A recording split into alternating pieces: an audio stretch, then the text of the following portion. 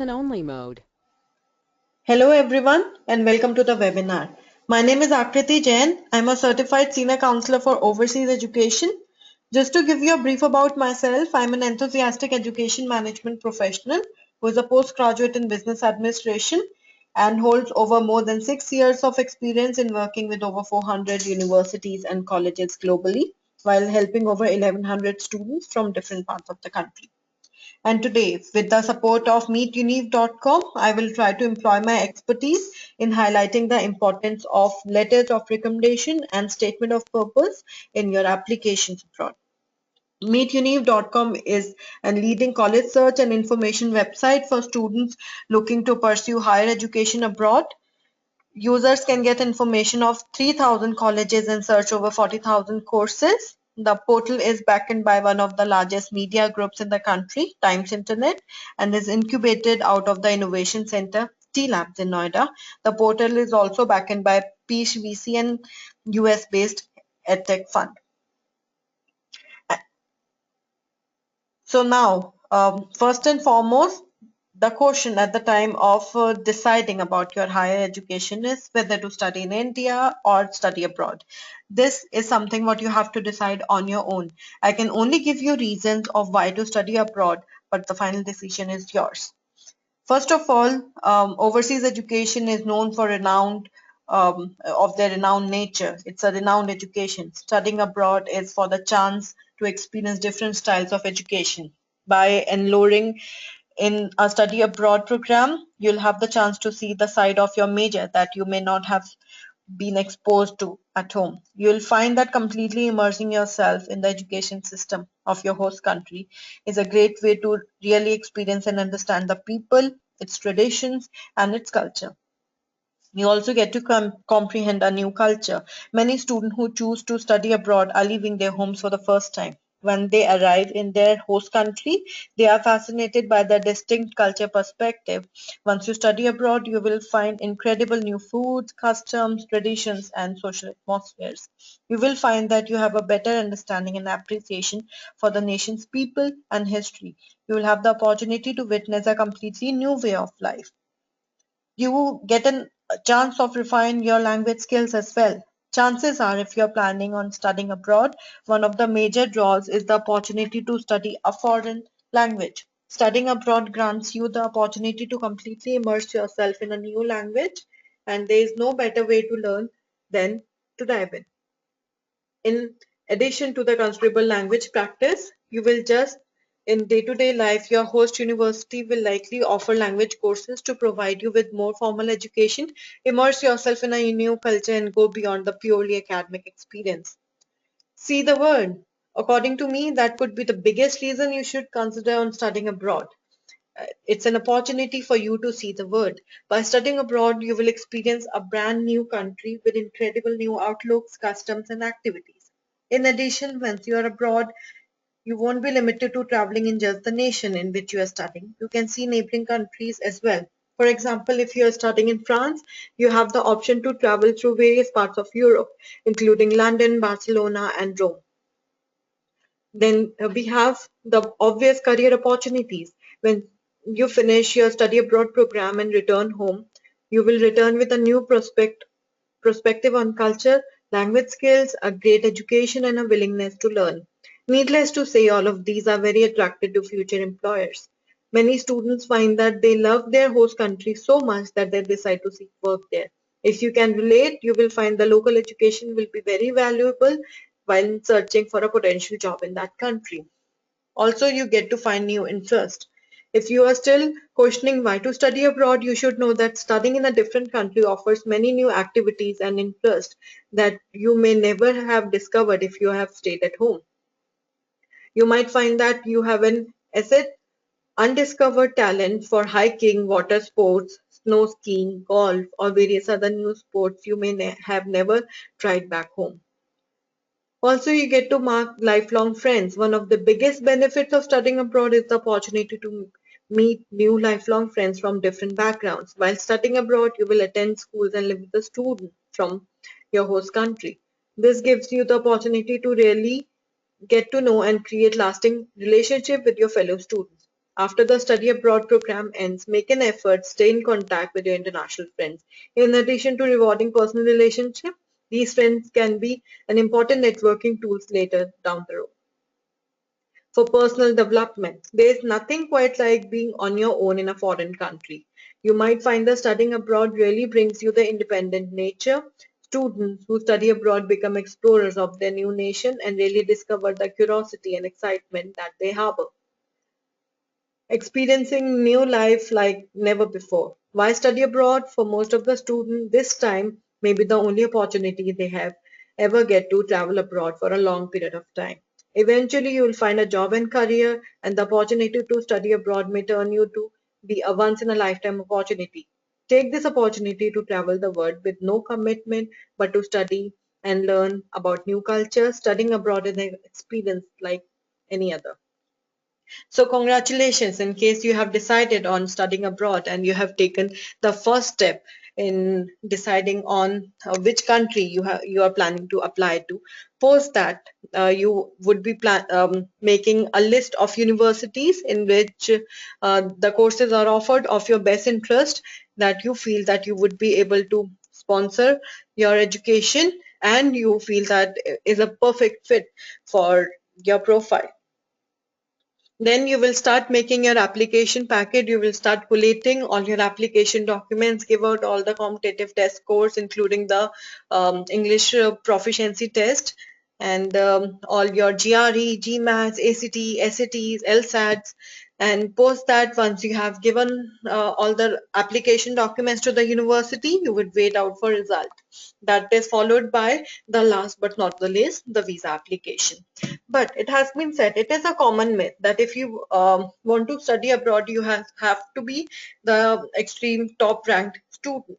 If your academic achievement is not so high, you might not be able to get into the university of your interest. I would like to deny that myth completely. As in my experience, there are two distinctive documents that can still help you, even if you are an average student. It can do wonders to your application. These documents are letters of recommendation and statement of purpose. Let's talk about them one by one. We will start with statement of purpose. A statement of purpose is a brief and focused essay about one's career and research goals and is frequently required for applicants to universities, graduate schools, and professional schools. A statement of purpose is a concise essay about one's career goals, identified means to achieve them, and accomplishment so far towards these goals. It is a required document when you are applying to admission to most professional programs in the States and other countries. Often, statement of purpose is used as a yardstick to assess the capability of the prospective students in terms of critical thinking, analytical abilities, interest, aims, and aspirations. It is a good way for an applicant to communicate with the admission committee. Most admission committees look for a short, crisp, and ideologically correct and clear statement of purpose. Statement of purpose have a potential to make or break your application. There are instances in which engineering students have a good marks in 3 years and suddenly their performance dipped in the last year. There could be genuine reasons for that dip, such as accident, illness, or others. Statement of purpose will help you to justify these backlogs. In the application of foreign university, they have a column that asks for your in your academics, your real strength. In this column, you have to justify your backlogs and even if you have the backlogs or some less marks in some subjects, you can justify that as well. And you can mention it that your marks do not reflect your actual intellectual capabilities and you can do better than this. In statement of purpose, the student can talk about how focused you are, discuss your short-term and long-term goals. You have to write about your goals, objective, benefits, and desires in life. Students should talk about how they are going to contribute and how they are going to benefit by studying in the university. Basically, statement of purposes are the place where student can pin down their thoughts about the academic educational struggles. Your personal statement provides you with the opportunity to distinguish yourself from other highly qualified people and is of a major importance. A good statement of purpose is a very important part of the application since it gives the school admissions committee the best opportunity to evaluate the full range of the experience and knowledge you bring with your pursuit of professional degree. and the appropriateness of their schools to your objectives. The statement of purpose should be concise, well-written essay covering three distinctive areas related to you. Open with the summary statement of purpose of your preparedness, then describe your background, education, and community, and the reasons you became interested in the profession of your choice. Briefly discuss your academic preparation, including research, relevant work, and other experiences. Example, volunteer work. Make sure to tell that you have gained from what exactly have you gained from these experiences, what qualities you have developed. Discuss how the school will help you meet your education and career goal. State your skills, your strength, and your uniqueness. Be positive. However, explain any significant lapses in your academic record after viewing your career center, family, friends. Make sure you have a final copy to be proofread for errors. If you'll ask me who should write your statement of purpose, my answer would be you and only you, and not even parents. Do not try to take any external help for writing your statement of purpose. At the end, if you have drafted your statement of purpose, you would like to get it proof checked, or you would like to see if you have made any grammatical mistake, then only you can take an external help, otherwise no. With this webinar, I have attached the guidelines on how to write a statement of purpose. Just read it through. Just read the do's and don'ts on how to write a statement of purpose. You can refer to some formats or some samples on internet. Do not copy them. Referring means not copying. Referring means just going through it once so that you know the sequence, the content of statement of purpose, and you can imagine yourself instead of the student, and you can write down your achievements and your career goals. You can also relate the courses, whatever courses you have done so far till the high school, senior secondary, and what you are going to study in the course of your study in your master's or bachelor's. You can relate it that, and you can justify that the course you are applying for, or you are studying, is the further extension of your course, and it is not a repetition in itself. Say for example, for bachelor's degree in India, for bachelor's of engineering, if you are looking for the course content and you're looking for masters of engineering or masters of sciences non-research based program, there are high chances that the course modules would be different, and universities do reject that, saying that there is no point for you to study that particular course since you have already covered the course contents in your bachelor's degree. So you would have to justify it with the other course contents. Also, statement of purpose is a good opportunity for you to list down your achievements in your school as well. What were the factors in which you have chosen the stream of your choice in 11th and 12th, whatever you have chosen? Post that, you must have given some admission test, and you must have prepared your application at the time of bachelor's as well. So you can really impress the academic advisor with showing what rank or what scores you have achieved during your graduation, how much you have worked hard. In case you have achieved any scholarship or financial aid, just mention as a part of your statement of purpose. You can mention all the projects, all the training, all the internship you have undergone. Obviously, they would be mentioned as a part of your resume as well. But during your resume, while preparing your resume, you cannot explain what all you have learned while doing your projects or internship. That you can explain as a part of your statement of purpose, so that the academic advisor would at least know whatever resources you have, you are you are extracting all the information and you are taking the proper advantage of them. Um, there are times in which a separate essays are required apart from statement of purpose. Make sure that you are following the word limit for those essays and read the questions properly and then only draft it. Just do not copy paste some of your content from statement of purpose and write it as a part of your essay. That is the worst practice. Just write it through differently. Also, do not try to make the statement of purpose very long. It has to be the introduction, body, and conclusion. It is not autobiography of yourself. It has to be to the point. At least the academic advisor should get the point. Try to keep yourself in the academic advisor shoes and think what universities expect out of you. How exactly are you justifying it? You can mention your extracurricular achievements as well. There are times in which university would be looking for the similar achievements from the student for a sports team or something, but do not elongate it too long. Just try to focus on your academic and your professional achievements a bit more. If you have participated in any Olympiad seminars, you can mention it during your summer breaks. If you have done any part-time jobs, if you have done any internship or training which is not part of your curriculum, you can mention that as well. Apart from this, there are certain do's and don'ts what you strictly have to follow while writing the statement of purpose that basically pertains to your English proficiency. The academic advisor is the major turn on for an academic advisor is a badly written statement of purpose. Make sure try to understand statement of purpose is not a formality. It is a very, very important document. It is like you standing and speaking about yourself in front of the university representative. It is justifying all your efforts in your test scores, your English proficiency, your graduation, your schooling, or your extracurriculars. You are justifying it all through the statement of purpose. So do not let it go in vain. All statement of purpose is only an outline in whole of your profile, but do not duplicate whatever is already mentioned as a part of your academic achievements and your resumes. Say for example, if you have achieved good grades in one subject continuously in all 4 years, and that is part of your favorite subject, and you have the research proposal in that subject as well, and you have scored very high grades in Viva.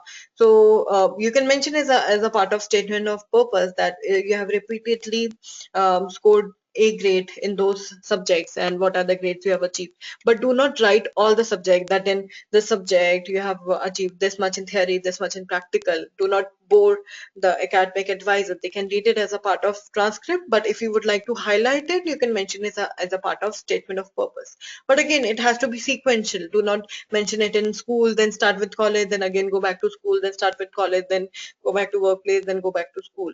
It has to be sequential. So for that, you can always get your statement of purpose proof checked. There are some critical factors which institution look for undergraduate statement of purpose specifically. Schools wants to build communities of creative, interactive, and well-rounded individuals, including focusing on non-academic strength, interest, and extracurricular activities as well. Students look for the best minds in the subject areas. So for that, they would need the subjective essays or the subjective statement of purpose. And do not make one statement of purpose for application to the same course. All the universities course modules are different. All the universities requirements, all the universities expectations out of you are different. Try to understand the question first and then write your statement of purpose. The second most important component in your application is your letter of recommendation or letters of recommendations. Universities normally ask for minimum 2 letters of recommendation. If you feel that you have very strong three letter of recommendation, you can provide that as well, but do not compile 5 to 6 letters of recommendation and just send them, and each and every letter of recommendation is mentioning the same thing. Will not make a sense. In case you are very positive about your recommendees, then only take the letter of recommendation from them, and try to take the letter of recommendation from the highly accredited individual. Same, instead of an assistant professor, just try to take it from professors. So what is a letter of recommendation? A letter of recommendation is a letter in which the writer assesses the qualities, characteristics, and capabilities of the person being recommended in terms of that individual's ability to perform a particular task or function. Recommendation letters are always specifically requested to be written about someone and are therefore addressed to a particular requester. Letter of recommendation are typically related to employment, admission to institution of higher education, or scholarship eligibility. Letters of recommendation and statement of purpose plays a very important role in deciding your financial aid and scholarship as well. So make sure that you are formulating it in a well positive manner. Do not only mention that you would be able to, in case at the time of your letter of recommendation it is clearly mentioned that your recommendee is recommending you from with the highest financial aid, there are chances that the university will reject you, saying that they do not have the funding available for this intake and you can try for next intake. They can mention that there are three forms. There are three types in which you would be able to finance your education yourself 100%. You would be able to finance your education, but in case you have some scholarship or financial aid from the institution, it would be better. And the third would be you would not be able to finance your education yourself, and you can only study in that particular institution in case the university is providing you scholarship. So make sure that you are taking on the second point and not the first and third point. Indian students who have applied for a particular program will not be present physically in front of the university admission committee during the interview. The committee members will not know anything about the student unless they can showcase themselves. Apart from academic skills, the committee will look for other qualities like leadership skills. Since the student is not present in person, the committee will thoroughly go through the letter of recommendation of the professor, dean, or principal under which the student has studied. Senior academicians such as professors are respected a lot abroad and their views are held in high regard. Students must speak and request their professors to give them a letter of recommendation. There are two types of letter of recommendation that can be accepted. It is online or offline. In online LOR, students provide the email ID and designation of the professor in their application to the university. The university officials on their part will send the details of the student directly to the professor, who has to fill in details of the student in the format and send it back to the university. The students have the option of tracking their online letters of recommendation, but it is more like a rating form. They just ask if on what parameters they are rating the student. They are listing down the parameters and they are giving them the rank of 1 to 10, and they would like to see on how much they are going to rank it. So it is effective, but it is highly recommended that alongside you send the hard copy of your letter of recommendation as well. So that's the offline letter of recommendation. They are the paper based, in which the university provides a format and professor will have to answer the questions in the letterheads with signature and seal of the college. The format in letter of recommendation usually talks about students' leadership skills, whether they are attentive in the class, takes part actively in the project work, professor's impression of the student, extracurricular activities, participation in seminars, projects work, NGO activities, social service, which will give a boost to the student's overall profile. The most compelling letters of recommendation offer information that either expands upon something we have learned from the student's application or inform the university representative of something entirely new. The best letter of recommendation are not checklist of what the student has accomplished. The best recommendation expound upon these accomplishments. Recommendation may always include the student's abilities, characters, and personal.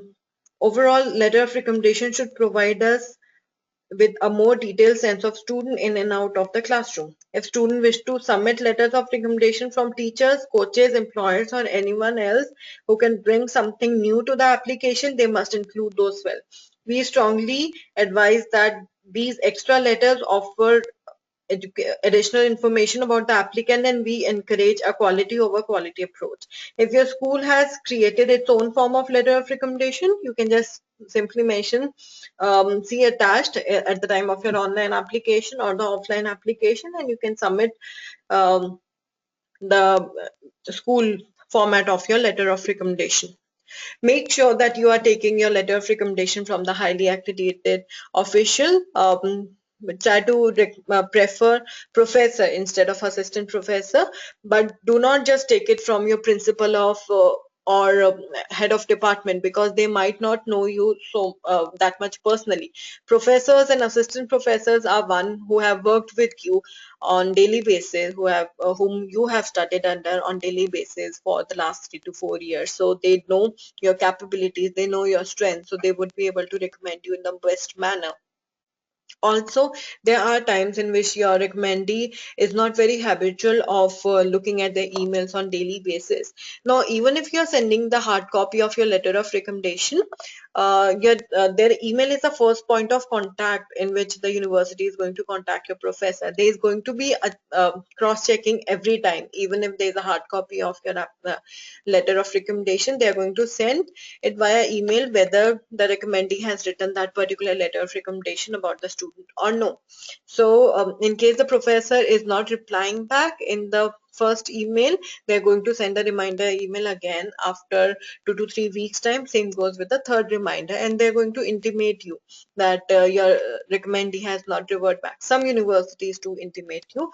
So just make a point that you have good contacts with your recommendees, and you request them and inform them about checking their emails and reply on the regular basis regarding your letter of recommendation.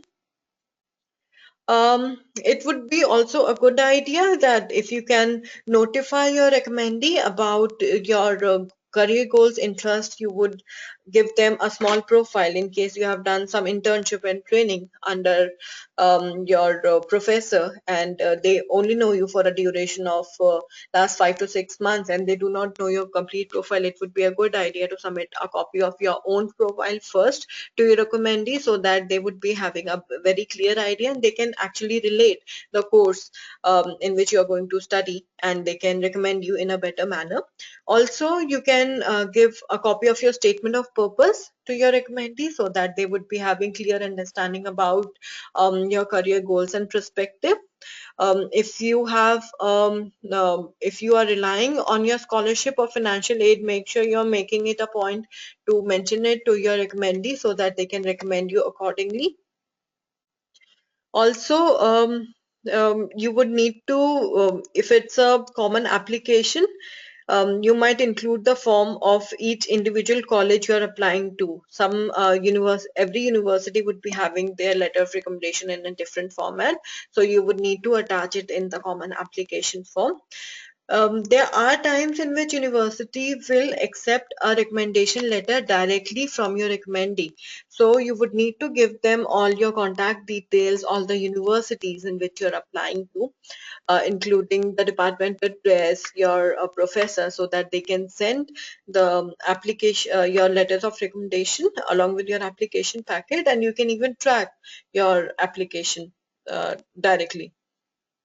Make sure that you're not sending it to the university address, you're sending it to the department address, and you mention all the admission assistant or who's academic advisor, whosoever is looking after your application, or you can take the address from the university department website. Do not send it to the university address. I'm repeating it again because it will get lost and you might not be able to request the official to give it to your department. Universities are sometimes big universities, and they might not, the concerned person might not take um, the efforts to put it to your professor. Also, for statement of purpose, you do not need to, write it. I mean, it's not your autobiography. For statement of purpose, it is a good idea to explain everything, but do not be too detailed. It has to be short and crisp.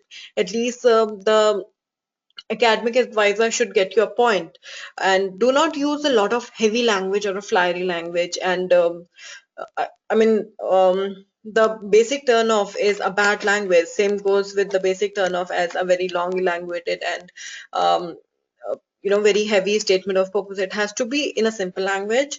It has to be to the point. It has to make a point. Why exactly are you pursuing that particular course from this university is the basic question what they want to ask. And if you have been able to answer it well, there is no one who can stop you from taking admission to that particular institution. So with this, I believe I have covered all the major points, and the importance of statement of purpose and letter of recommendation. These two documents is an actually outline of whole of your application. So if you're working hard, you have worked hard during your graduation or the high school to get an admission into your dream university, you have worked hard in giving your test results, you have worked hard in preparing and convincing your parents, in preparing the financial documents and sponsor you for your education, if you have worked hard in talking to the bank officials for education loan, if you have worked hard in preparing your scholarship application, if you have worked hard in approaching your institution for your transcripts and your academic documents, just make sure that this document is the cherry on the cake. This document, statement of purpose and letters of recommendation, plays extremely good role, especially to those students who are not academically very high, and you can just give them all the reasons and give them all the reasons why they should select you. So with this, I will end this webinar. I hope that I have made good points on some tips on the importance of letters of recommendation and the statement of purpose. I would like to wish you all the best, and I wish that you get admission into your best desired institution. Thank you very much for your time.